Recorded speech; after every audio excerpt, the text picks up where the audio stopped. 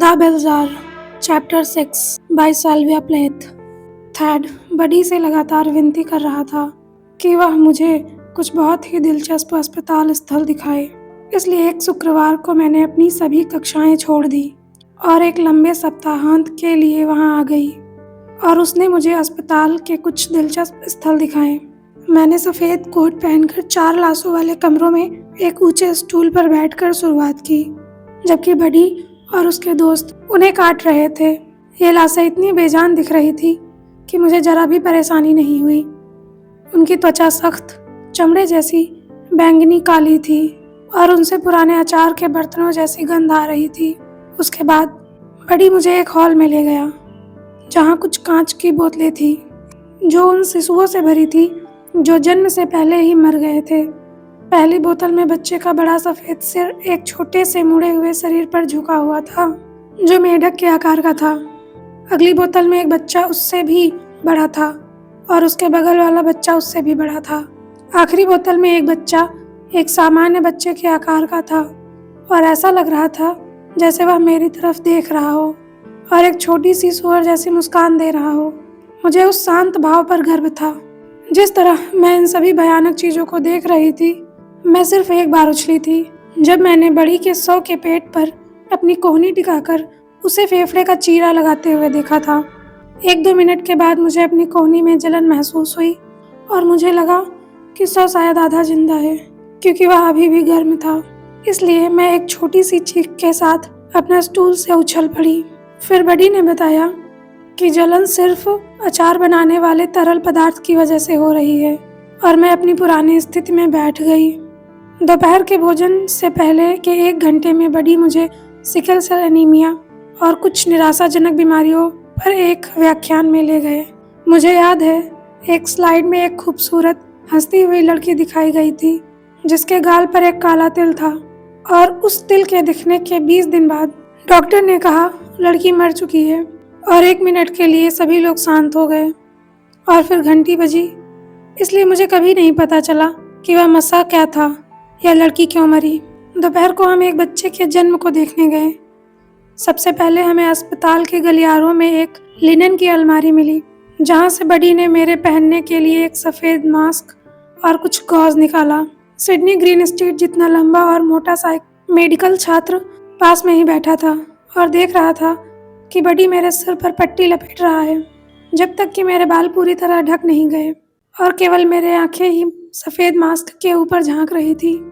Medical छात्र ने अप्रिय हंसी से हंसते हुए कहा, कम से कम तुम्हारी माँ तो तुमसे प्यार करती है। मैं यह सोचने में इतना मशगूल थी कि वह कितना मोटा था और एक आदमी, खासकर एक जवान आदमी का मोटा होना कितना बदकिस्मत होगा, क्योंकि कौन सी औरत उसके बड़े पेट पर झुककर उसे चूम सकती थी कि मुझे तुरंत एहसास ही नहीं हुआ कि उस छात्र ने जो कहा था वह मेरा अपमान था, जब तक मुझे लगा कि वह खुद को बहुत अच्छा इंसान समझता होगा और उसने कोई तीखी टिप्पणी सोची होगी कि सिर्फ एक माँ ही मोटे आदमी से प्यार करती है। तब तक वह जा चुका था। बड़ी दीवार पर लगी एक विचित्र लड़की की पट्टिका की जांच कर रहा था जिसमें छेद की एक पंक्ति थी जिसमें एक छेद चांदी के डॉलर के आकार से शुरू होकर खाने की प्लेट के आकार तक का था। ठीक है, उसने मुझसे कहा। इसी वक्त किसी को बच्चा होने वाला है। प्रसव कक्ष के दरवाजे पर एक दुबला पतला झुके हुए कंधों वाला मेडिकल छात्र खड़ा था जिसे बडी जानता था। हेलो विल, बडी ने कहा। काम पर कौन है? हाँ, विल ने उदास होकर कहा और मैंने उसके ऊंचे पीले माथे पर पसीने की छोटी छोटी बूंदें देखी। हाँ, और यह मेरा पहला है। बडी ने मुझे बताया कि विल 3रे वर्ष का छात्र था और उसे स्नातक होने से पहले 8 बच्चों को जन्म देना था।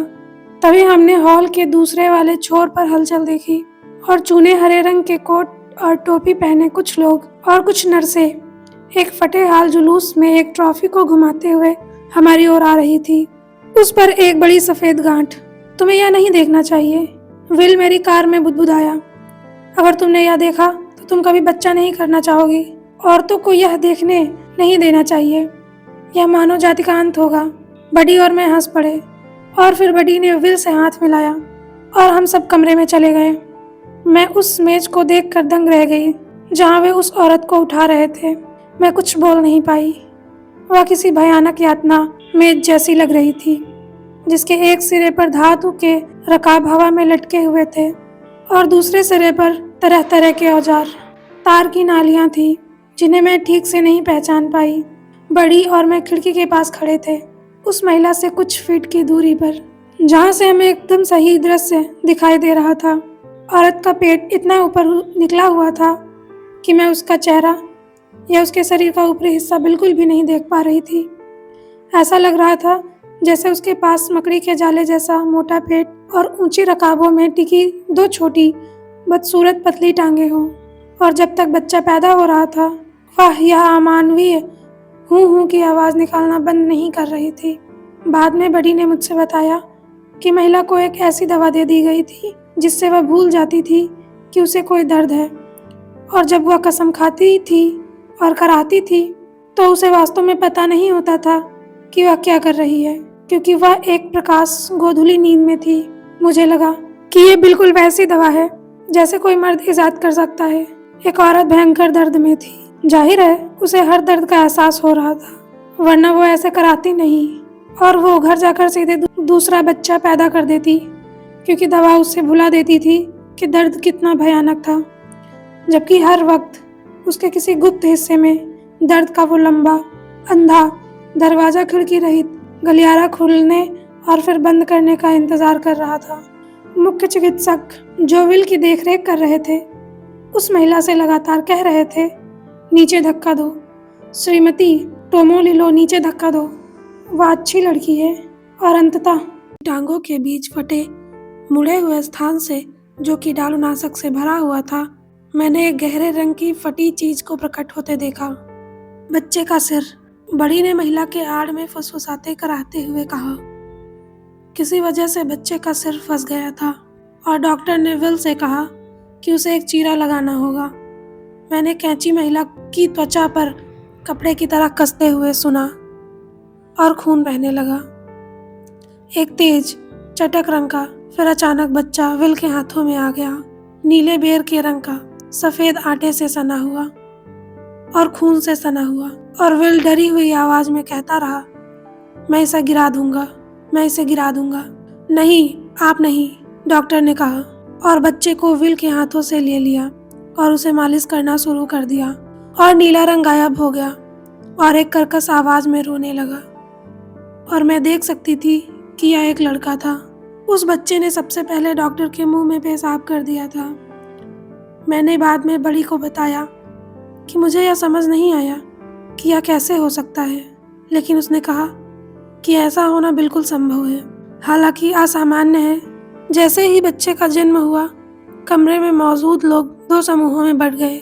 नर्सों ने बच्चे की कलाई पर एक धातु का डॉग टैग बांध दिया और एक छड़ी के सिरे पर रुई लगाकर उसकी आंखें पोंछ दी और उसे लपेटकर कैनवस के किनारे वाले एक कपड़े में डाल दिया, जबकि डॉक्टर और विल ने एक सुई और एक लंबे धागे से महिला के घाव को सिलना शुरू किया।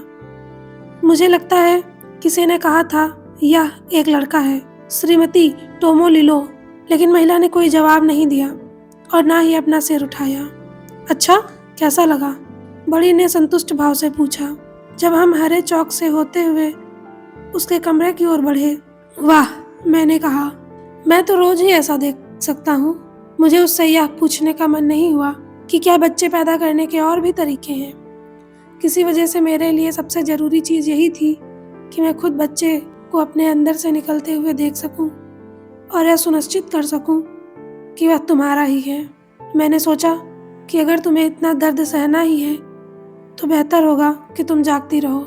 मैं हमेशा खुद को अपनी कोहनी पर झुके हुए कल्पना करती थी। प्रसव के बाद की मेज पूरी तरह से सफेद हो चुकी थी, बेशक बिना किसी मेकअप के और उस भयानक अनुभव के कारण, लेकिन मुस्कुरा रही थी और चमक रही थी। मेरे बाल कमर तक लटक रहे थे और मैं अपने छोटे से बेचैन बच्चे की ओर हाथ बढ़ा रही थी और उसका नाम जो भी हो वह कह रही थी। बातचीत जारी रखने के लिए मैंने पूछा, यह सब आटे से क्यों ढका हुआ था? और बड़ी ने मुझे उस मोमी पदार्थ के बारे में बताया जो बच्चे की त्वचा की रक्षा करता था। जब हम बड़ी के कमरे में वापस आए तो मुझे किसी साधु की कोठरी जैसा लग रहा था। उसकी नंगी दीवारें, नंगा बिस्तर, नंगा फर्श और मेज पर ग्रेज एनाटॉमी और दूसरी मोटी डरावनी किताबें लदी हुई थी।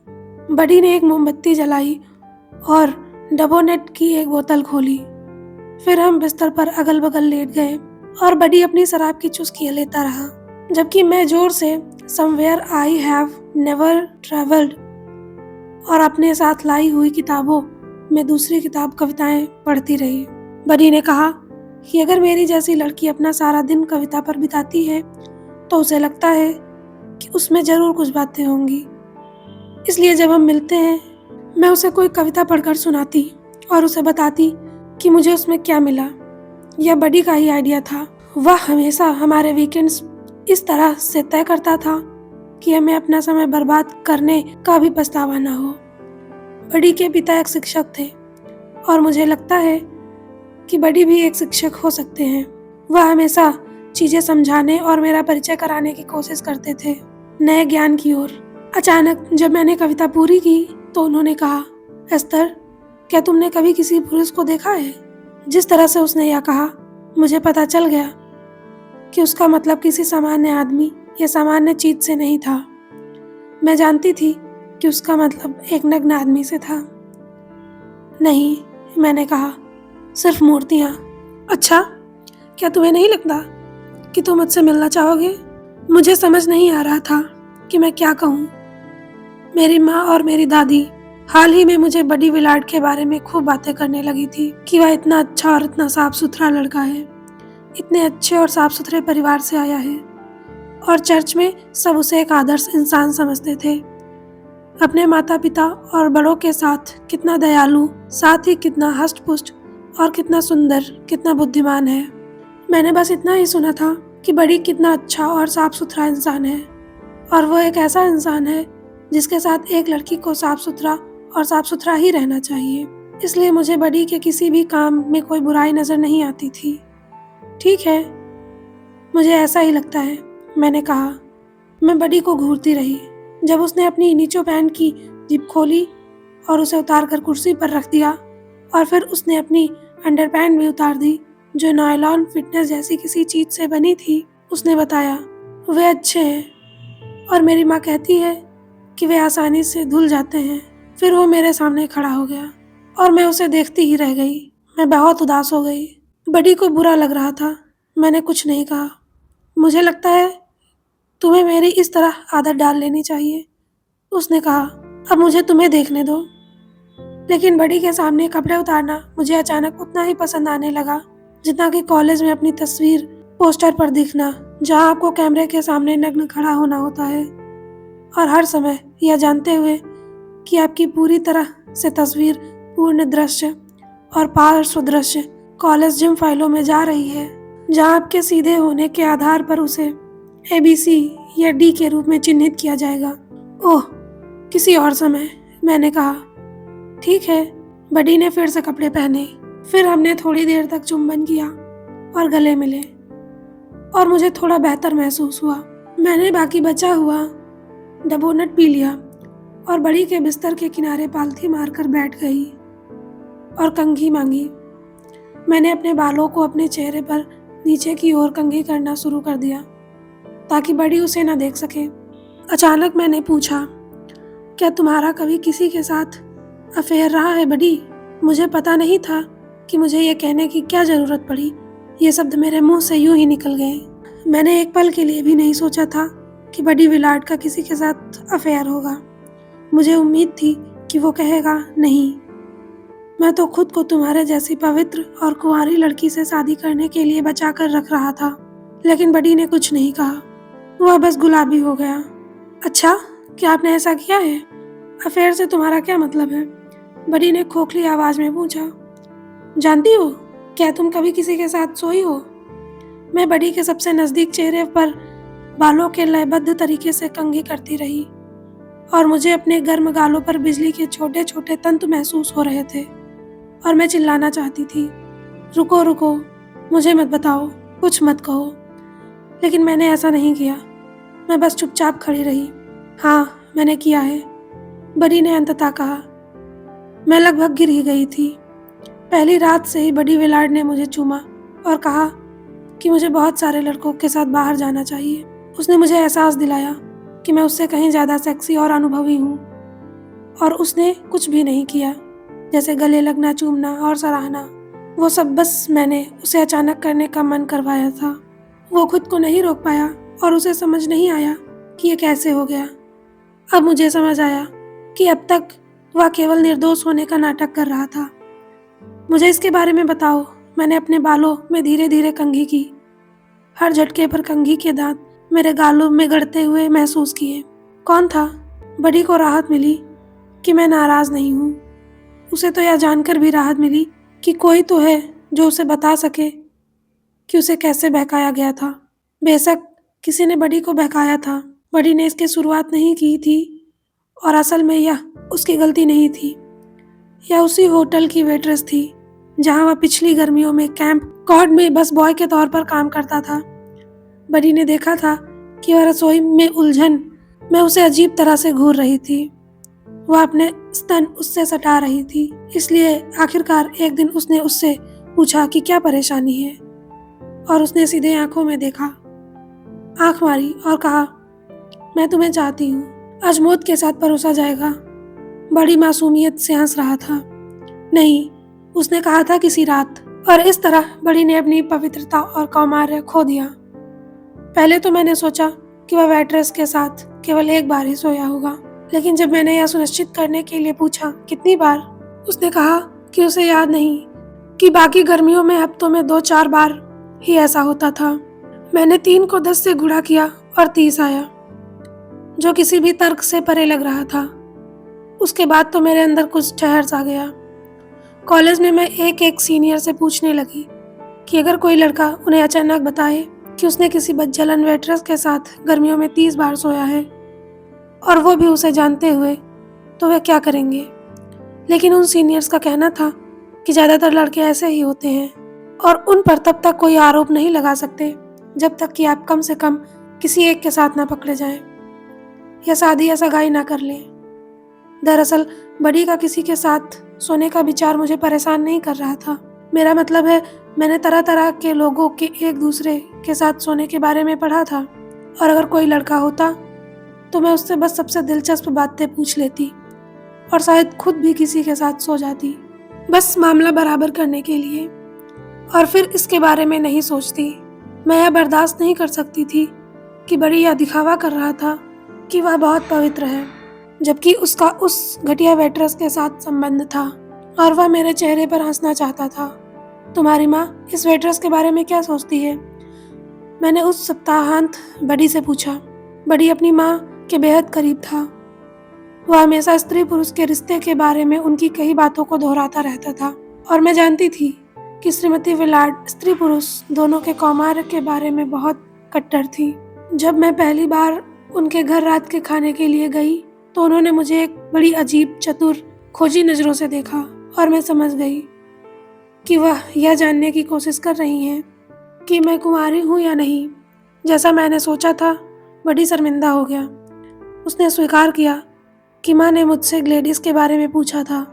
अच्छा, तुमने क्या कहा? मैंने कहा था कि ग्लेडिस स्वतंत्र, श्वेत और 21 वर्ष की है। अब मुझे पता था कि बड़ी मेरी खातिर अपनी माँ से कभी इतनी बेरुखी से बात नहीं करेगा। वह हमेशा वही कहता था जो उसकी माँ कहती थी। एक पुरुष को एक साथी चाहिए होता है, एक महिला को अनंत सुरक्षा, और पुरुष जो है वह भविष्य की ओर जाने वाला एक तीर है, और एक महिला जो है वह एक स्थान है जहाँ से तीर निकलता है, जब तक कि वह मुझे थका नहीं देता।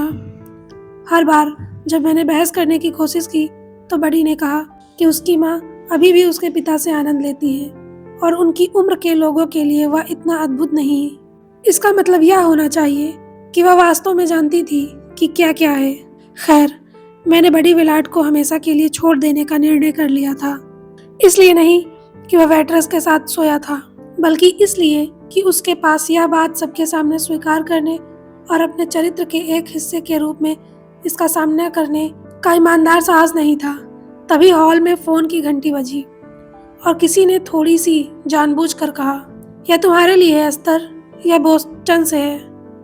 मैं तुरंत समझ गई कि जरूर कुछ गड़बड़ है, क्योंकि बोस्टन में बडी ही एकमात्र व्यक्ति था जिसे मैं जानती थी, और उसने मुझे कभी लंबी दूरी में फ़ोन नहीं किया था, क्योंकि यह पत्रों से कहीं ज़्यादा महंगा था। एक बार मेरे पास एक संदेश था जिसे वह चाहता था कि मैं तुरंत प्राप्त कर लूं, तो उसने मेडिकल स्कूल के प्रवेश द्वार पर हर जगह जाकर पूछा कि क्या कोई उस सप्ताहांत मेरे कॉलेज जा रहा है, और निश्चित रूप से कोई न कोई आ रहा था। इसलिए उसने उन्हें मेरे लिए एक नोट दिया और मैं उसी दिन वहां पहुंच गई। उसे स्टाम्प के लिए भी पैसे नहीं देने पड़े। बडी तो ठीक था, उसने मुझे बताया कि हर साल होने वाले पतझड़ के सीन के एक्सरे से पता चला है कि उसे टीबी हो गया है, और वह टीबी से पीड़ित मेडिकल छात्रों के लिए रेडियो डेस्क के लिए एक टीबी सेंटर में स्कॉलरशिप लेने जा रहा है। फिर उसने कहा कि मैंने पिछले सप्ताहांत के बाद कुछ नहीं लिखा है, और उसे उम्मीद है कि हमारे बीच कोई समस्या नहीं है, और क्या है, मैं उसे हफ्ते में कम से कम एक बार लिखने की कोशिश करूंगी, और अपनी क्रिसमस की छुट्टियों में इस टीवी सेंटर में उससे मिलने आऊंगी। मैंने बडी को इतना परेशान नहीं सुना था। उसे उस उत्तम स्वास्थ्य पर बहुत गर्व था, और जब मेरे साइनस बंद हो जाते थे, मैं सांस नहीं ले पाती थी, तो हमेशा मुझे बताता था कि यह मनोदैहिक है। मुझे लगा कि एक डॉक्टर का यह रवैया अजीब है, और शायद उसे मनोचिकित्सक की पढ़ाई करनी चाहिए, लेकिन मैंने कभी सीधे तौर पर ऐसा नहीं कहा था। मैंने बडी को बताया कि टीबी के बारे में मुझे कितना दुख है, और वादा किया कि मैं आऊंगी। लेकिन जब मैंने फ़ोन रखा तो मुझे जरा भी अफसोस महसूस नहीं हुआ। मुझे तो बस एक अद्भुत राहत का एहसास हुआ। मुझे लगा कि टीबी शायद बडी जैसा दोहरी जिंदगी जीने और खुद को दूसरों से श्रेष्ठ समझने की सजा है।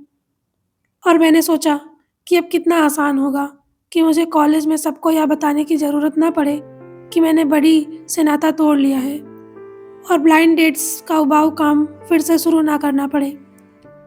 मैंने बस सबको बताया कि बडी को टीबी है, और हम लगभग सगाई कर चुके थे। और जब मैं शनिवार की रात पढ़ाई करने के लिए घर पर ही रहती थी, तो वे मेरे प्रति बहुत दयालु थे, क्योंकि उन्हें लगता था कि मैं बहुत बहादुर हूँ, जो टूटे हुए दिल को छुपाने के लिए मेरी तरह काम कर रहे थे। Thank you.